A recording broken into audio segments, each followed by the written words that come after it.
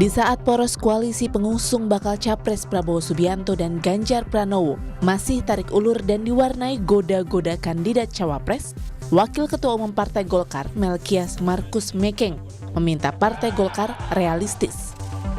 Menurut Mekeng, kader dan akar rumput Partai Golkar akan kecewa jika kadernya yakni Erlangga Hartarto tidak jadi cawapres Prabowo Subianto. Padahal pada saat yang sama, ada kader Golkar lainnya yaitu Ridwan Kamil yang punya kans besar menjadi cawapres. Partai Golkar kan punya kader Ridwan Kamil yang bisa maju pada kontestasi Pilpres ini. Semoga partai akan berpikir realistis dan pakai akal sehat untuk mendorongnya, tulis Mekeng dalam pernyataan tertulisnya.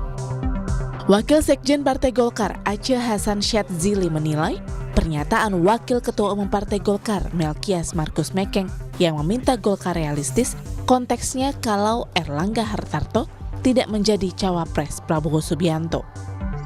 Harus dilihat pernyataannya Pak Mekeng itu dalam konteks kalau Pak Erlangga ya tidak menjadi cawapres.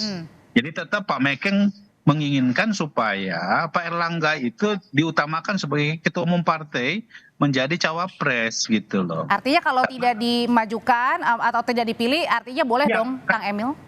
Enggak, makanya saya tidak mau berandai-andai. Sekarang fokus kita adalah memastikan bahwa Pak Erlangga bisa dipertimbangkan oleh Pak Prabowo sebagai calon wakil presiden gitu. Di mata pengamat politik Adi Prayitno, respon Golkar soal peluang Ridwan Kamil jadi cawapres mengisyaratkan pesan Golkar ke pihak eksternal maupun internal koalisi Prabowo. Ke eksternal jadi pesan Golkar agar pihak luar tidak menggoda-goda kadernya, dan ke internal jadi ultimatum kepada Prabowo, bisa saja Golkar hengkang jika Erlangga tidak dipilih jadi cawapres. Ini kan satu sinyalmen politik bahwa tak boleh ada orang lain, tak boleh ada partai yang mencoba untuk menggoda kader-kader Golkar di luar Erlangga untuk bisa maju di 2024. Oleh karena yang kedua, kalau yang saya tangkap, pernyataan Pak Mekeng itu semacam ultimatum politik sebenarnya kepada Prabowo. Kalau Erlangga Hartarto misalnya tidak dipilih sebagai calon pendampingnya, dan pada saat bersamaan misalnya Ridwan Kamil diminati oleh PDIP sebagai pendamping Ganjar Pranowo, dan itu terjadi, bukan tidak mungkin Golkar yang saat ini berada di barisan Prabowo Subianto itu akan hijrah dan migrasi menjadi.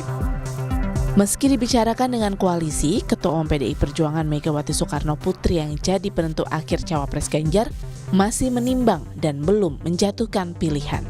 Sementara di poros pengusung Prabowo, meski ada kandidat kuat bakal cawapres, penentuan siapa pendamping Prabowo tampak masih alot. Padahal pendaftaran Pilpres tinggal sebulan lagi. Tim Liputan Kompas TV.